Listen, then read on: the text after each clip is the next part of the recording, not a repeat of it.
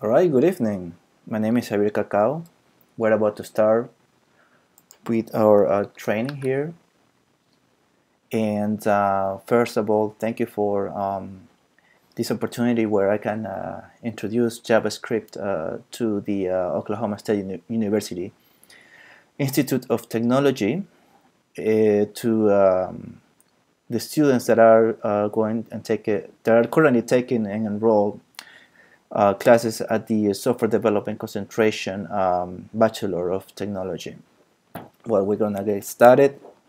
And once again, my name is Javier Cacao.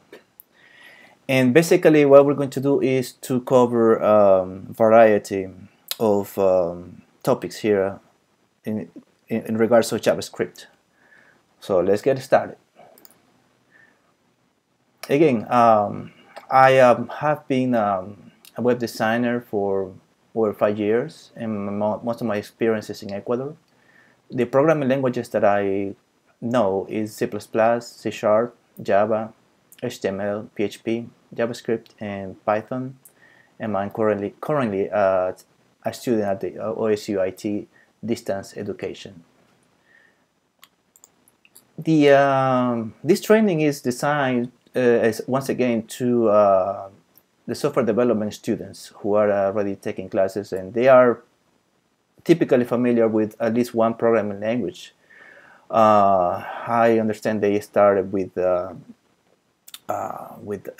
intro to logic design, and then they are starting with the intro to C language. So that's pretty good, and I recommend that you have an understanding of HTML and CSS already, which I think CSS is fine, but at least HTML would be ideal if you know that already. Well, JavaScript pretty much is basically used for to create dynamic websites. As you know, without JavaScript, you may know that websites are just static. One example would be Craigslist, and pretty much JavaScript has become a tool not only for front-end development but also for back-end purposes. And once you get immersed into JavaScript programming, you learn about Node.js. This is what takes care of the back end. So this is very important to know. Node.js. It's basically when you see that name, you have to equal it to backend, JavaScript backend. So that now not only JavaScript does the front end, like back in the 90s, but also JavaScript does the backend, has backend capabilities. So what happened with JavaScript, and why I recommend students to learn this language, this scripting language. 80% of employers are requiring developers to know JavaScript, or at least be familiar with JavaScript, and this is something that I have encountered myself while applying to jobs. So I've been learning JavaScript for the past 4 months. That's outside the school setting. So knowing JavaScript can make a difference whether you get hired or not. So that's very important it's a very important language nowadays. So the history of JavaScript, pretty much Brendan H. created this language back in the 90s, and Ajax, which is the JavaScript plus XML, was created in 2005, when the web 2.8 was born. And this is pretty much when the websites started to become more dynamic. So jQuery was released in 2006, and jQuery is pretty much a framework, just like Angular.js. JS is also another framework that I recommend you continue study after you understand JavaScript very well. I'm sorry. So the JavaScript functionality is mainly used for animation, for text and images. It's mainly used for full-scale web apps. You can use it for cookies and for like you can use it for tab sliders, and other interactive web tools. That's like if you see a menu that just drops down, if you hover it with your mouse, that's 100% sure it was designed using JavaScript. So let's go ahead and start making an application here. So like any programming language, the first command you learn is console is a hello world. How to output hello world. So let's take a look here. So as you see, this method is the one that we're going to use mostly for outputting. So and my recommendation is to go to this website. It's called repl.it or repl.it to go ahead and to practice these examples that we're going to study today. And also you can use Visual Studio. On Visual Studio you can use Atom, you can use Text Wrangler if you're a Mac user. So go ahead. I'm gonna go ahead and pause the video and pause this video and go ahead and download and subscribe to repl.it, so that way you can start using and practice JavaScript. So the first exercise that we're going to do is for the class is to print your name using JavaScript. So let's go ahead and take a moment, pause this video again, and go ahead and use the Hello World sample to print your name.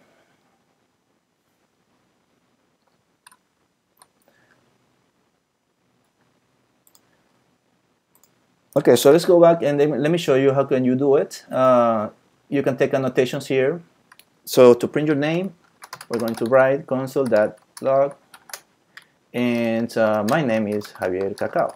So let's go ahead and when you learn, as you know, different programming languages, JavaScript also uses semicolons. So let's go ahead and run it, and we have Javier Cacao.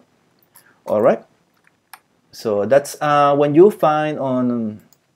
have this undefined, and just ignore this. Don't worry about this.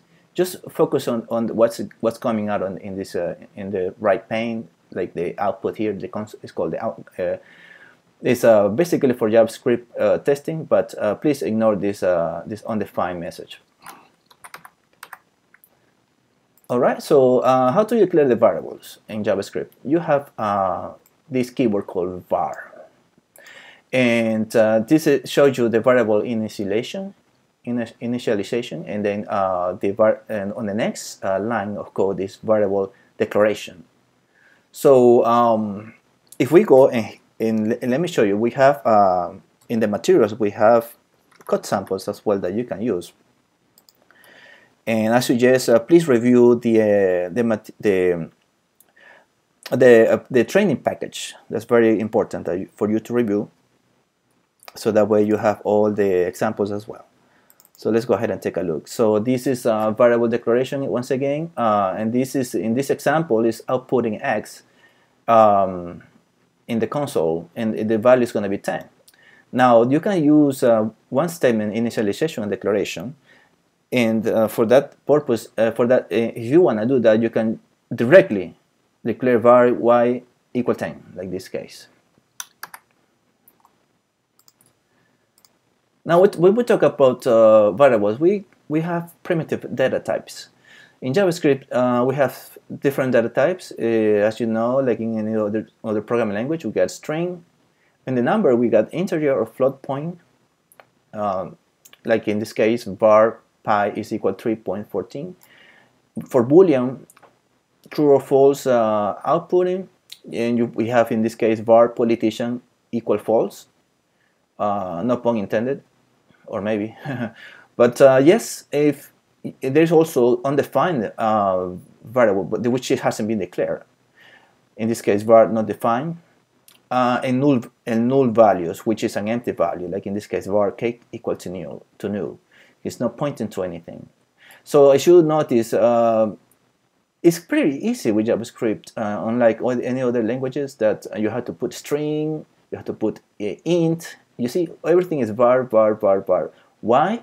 Because there's a functionality in JavaScript that can't tell when you declare the variables, the JavaScript engine can tell what type of data type is you are situating here. In this case, 3.14, JavaScript engine can tell that is a float point number.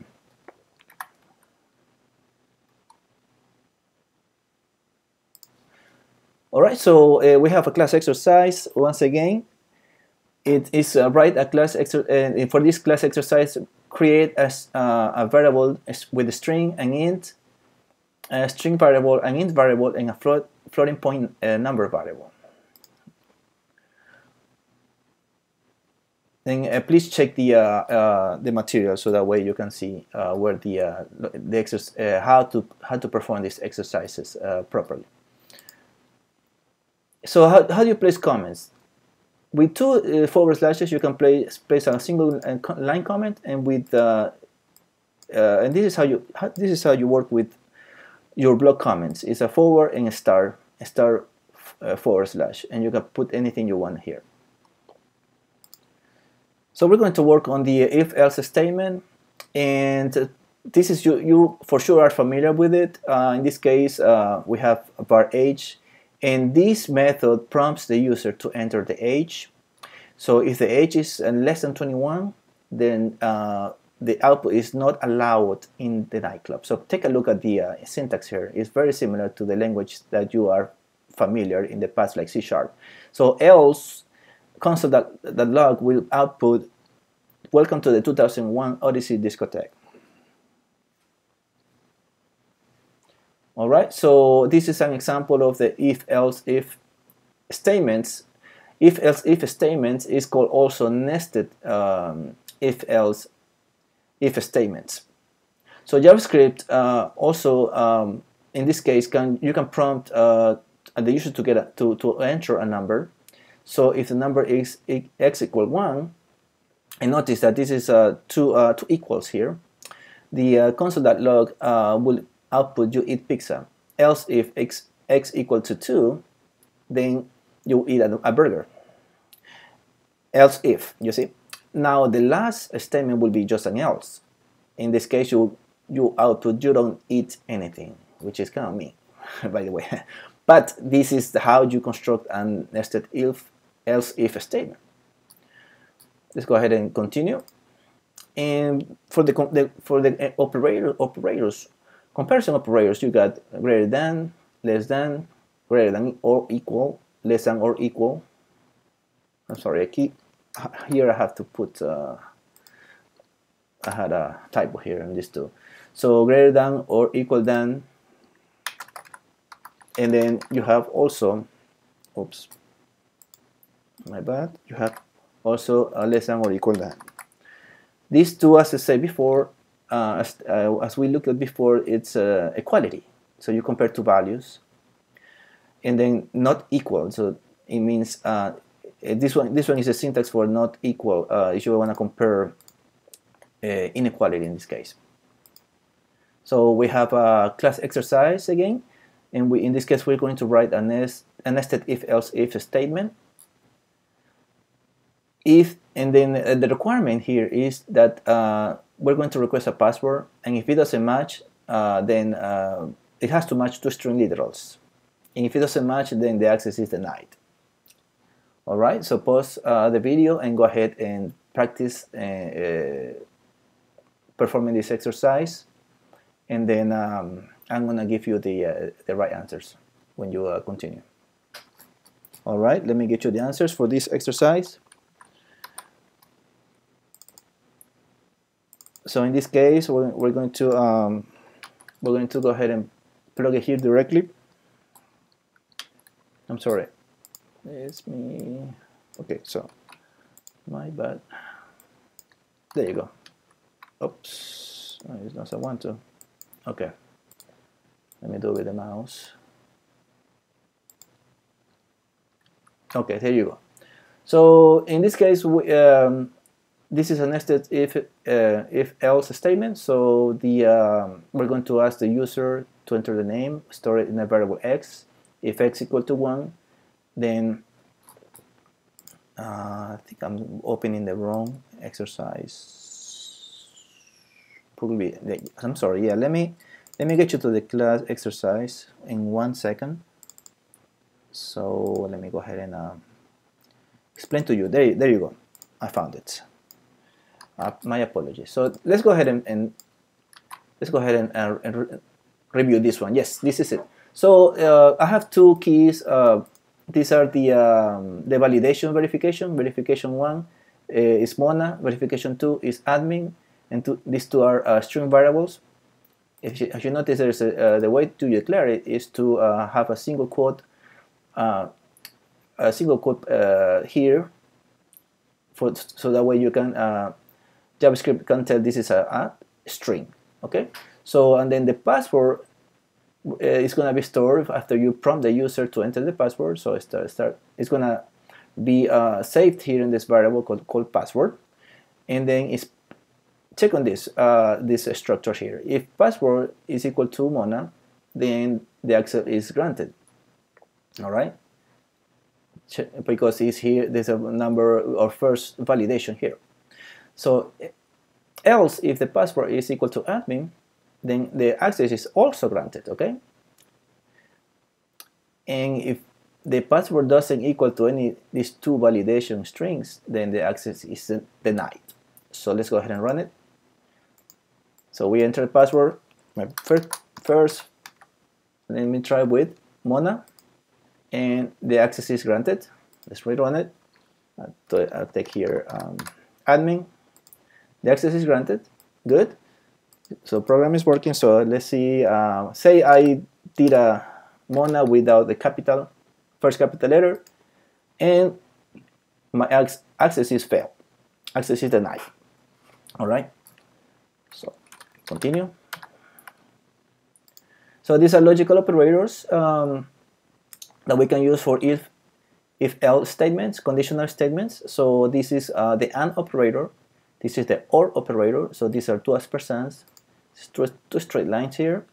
And the NOT operator, you can negate a statement using the exclamation point.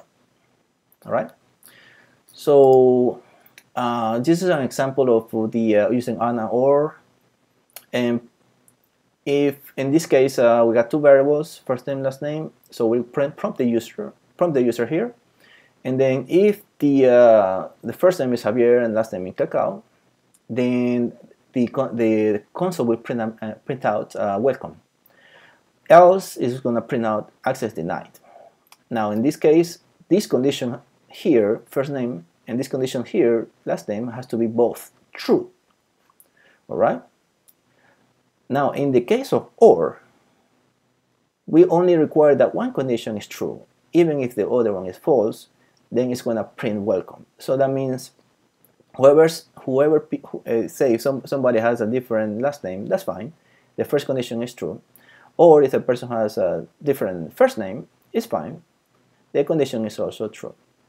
Else, now if I don't have the first name like Javier or nor the last name Cacao, then the access is going to be denied because it's going to be false and false. So it's going to be equal false. All right. Let's go ahead and continue. And the NOT operator, we have in this case a variable last name, and we're going to prompt the user to enter their last name and then store it here in this variable.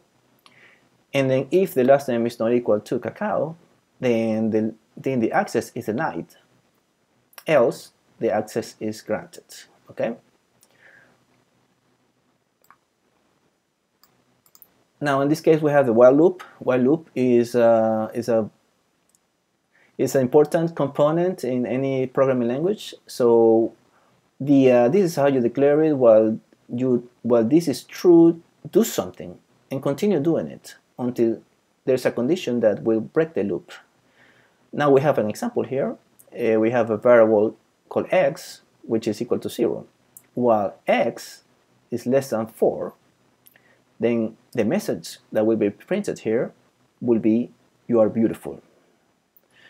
And then after you after you go for each, and then x is going to be incremented in this case until it reaches 4. So 4 is 4 less than 4? No, 4 is equal to 4. That means, and then in this case, the condition here is going to be false. It's going to throw false, and then we're going to break out of the loop. Otherwise, will be you have to watch for infinite loops. All right. So if you don't have this condition here, x plus plus, then this is going to convert into turn into an infinite loop, and we have to watch for it. All right, we got the for loop. What's the for? The for loop basically is just like a while loop, but it's more stylized. Is better constructed and is a little bit easier to read. So we have the same loop that we have right here, and we transform this loop into a for loop. So same example for pretty much this is the syntax for var x equal to 0.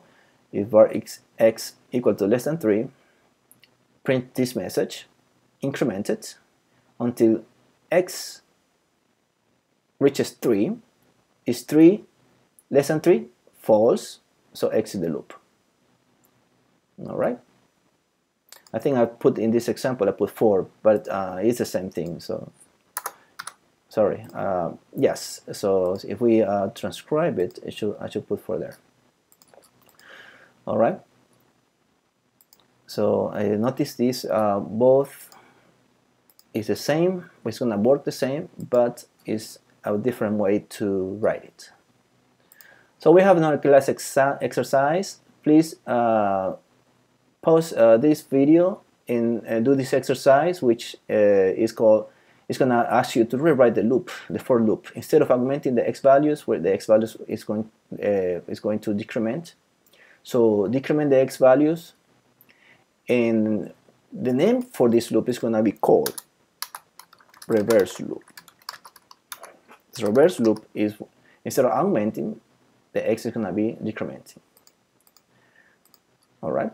So in one way you can do is just to give you a key, instead of doing x plus plus, you want to do x minus minus, and then make sure to put your semicolon. All right. So pause the video and construct your for loop. All right. So after you pause the video, I'm going to give you the solution for the class exercise for the reverse loop. I'm going to go ahead and paste it here, since I already worked on this exercise myself, and run. Oops, I think there is something here, my bad. Okay, let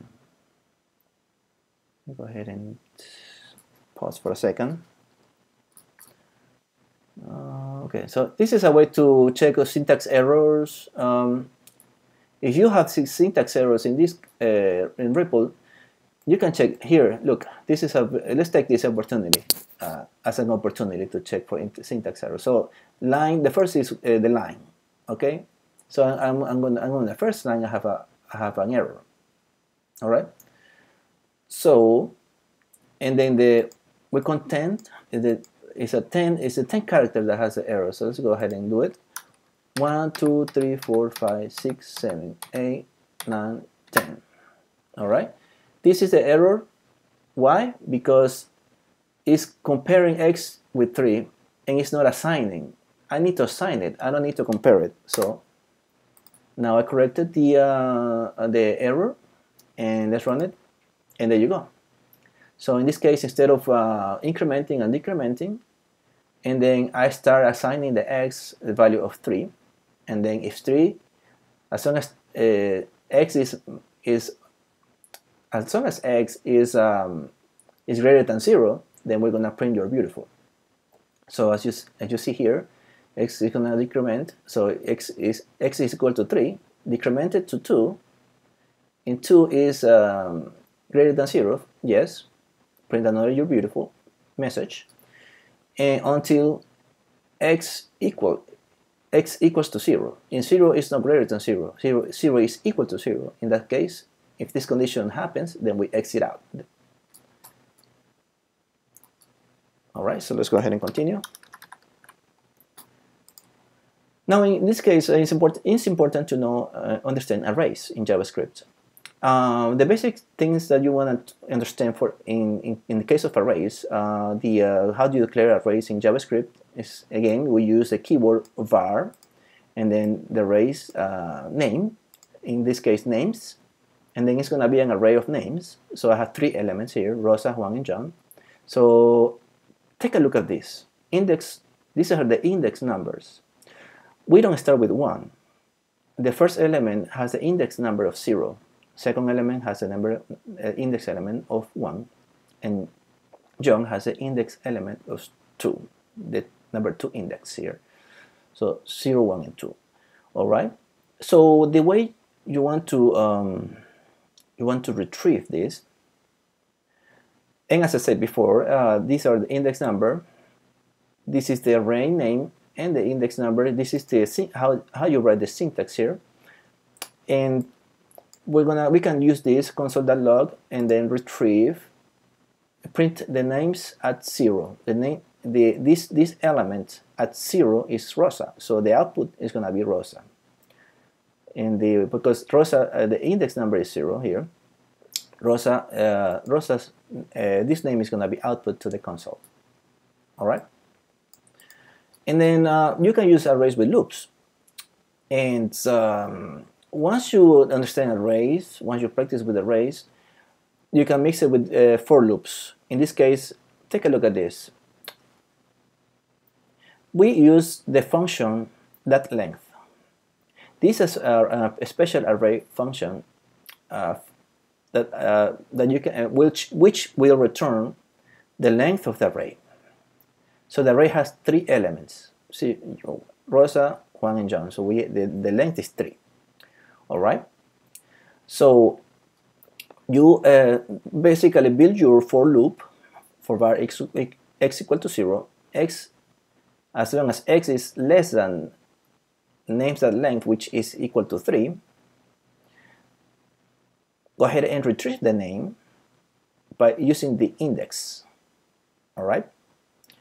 So it's like a little play here. Why? Because the first index is going to be 0, because x is equal to 0, and then 0 is less than 3, because that's the length of the array. So yes, we're going to print names at 0. Names at 0 is Rosa.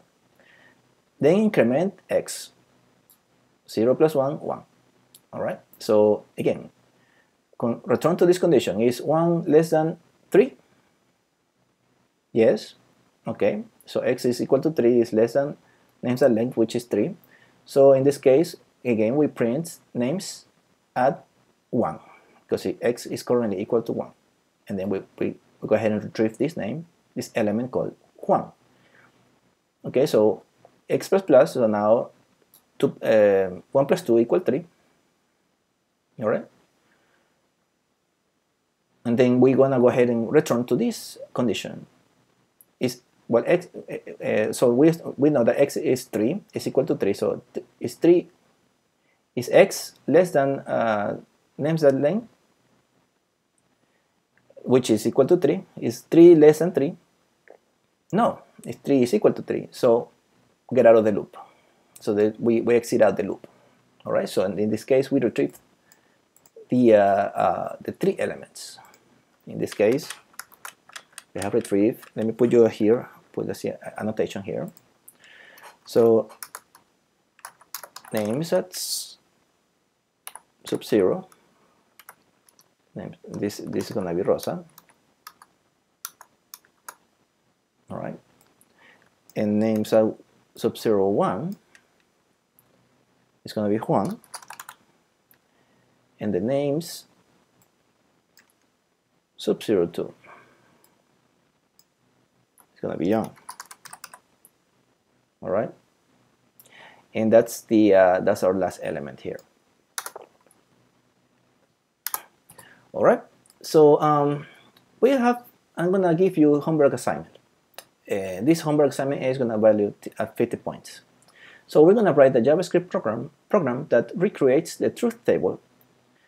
In this truth table, we're going to use the logical AND.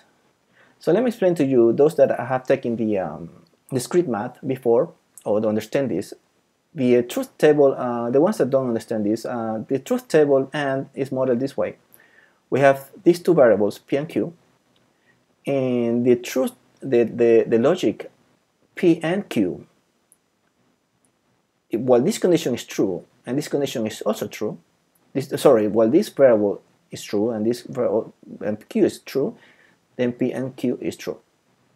While P is true and Q is false, then P and Q is false.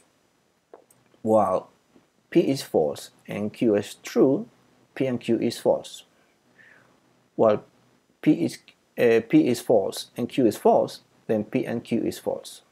Alright, so in other words, these two variables need to be true for P and Q to be true. If not, false. Alright, so we're gonna model this.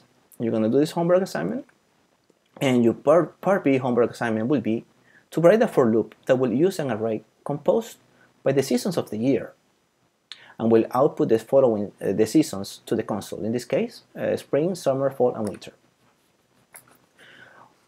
Alright, for the final thoughts, JavaScript, as I said before, will keep dominating a large portion of the web development industry. Why? Because more employers are requiring this, and this is important to understand. Knowing JavaScript is crucial to find jobs in the IT industry.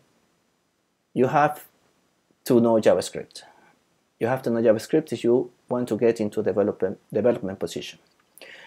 And then please don't forget to go to the training document package for material for the examples, the class examples, and the homework assignments. And there you will find the outline as well as the survey. Okay, so please fill out the instructor assessment and submit it to your instructor at the OSU IT campus. Before I'm leaving, I would like to go and show you how to embed a JavaScript function in an HTML file. The example is ready, so we're gonna go ahead and go directly to it. And let me minimize this. We're gonna go ahead and let me show you how to do it. So the way to do it, by the way, this application is called Atom. So go ahead and download Atom, and I'm gonna give you the website, or you can Google it if you will. So let me show you. I'm sorry. And this editor, this text editor works for Mac and Windows, so you don't have to worry about if you have a Mac, Windows, you can always use it. So this is the website, atom.io. You can download this Atom text editor. If you have a Mac, you can do it too. And then go ahead and post this video and download Atom, and then we'll continue. Alright, after you pause the video, let me show you, and of course after you install Atom, let me show you the example that I wanted to include here in the presentation. So to embed a JavaScript program into an HTML file. So if you notice here, I have a JavaScript. I brought a JavaScript function. This function is called add. A function will add two numbers, num1, num2, and please take a notice of the syntax. And we return the addition of these two numbers. So we'll take as an argument two numbers, and we return the addition. Okay, and then we call this function add. So we constructed the HTML file. It's called index.html. It's going to be stored on this location, website sample, which is going to be available to you. And the JavaScript files, put it in JavaScript files folder, and it's called add-program.js. So in this case, what you want to do is under title, you have to use this tag. It's called a script. All right, so use a script tag, and then type Once you use your script tag, then type keyword and then type this text / JavaScript, and then the source is going to come from JavaScript files folder. I think I have a typo here, sorry. So JavaScript files folder / add program.js, which is the path, the location where the JavaScript function is. Okay, so close the tag, the script tag, close it, and then in the body, what you're gonna do is add another script tag. The script tag will have also the same, the type equal to text / JavaScript in double parentheses, double quotations, and then use this function, document.write, because if you do console.log, it's not gonna be seen on the HTML file. Why? Because it's gonna print on the browser console. So you wanna make sure that you see the application on it. So we're gonna write two things. First, hello world. So this is also a function in JavaScript. So JavaScript function that write the first one, we're going to write hello world, and then on the second one we're going to call the function. So we're going to call it, and right here we can concatenate this message, string message, with the function, and the function, remember, is called add. All right, function add. Well, so we call the function add. I put 20 as the first argument and 30 as the second argument. So let's go ahead and take a look at this.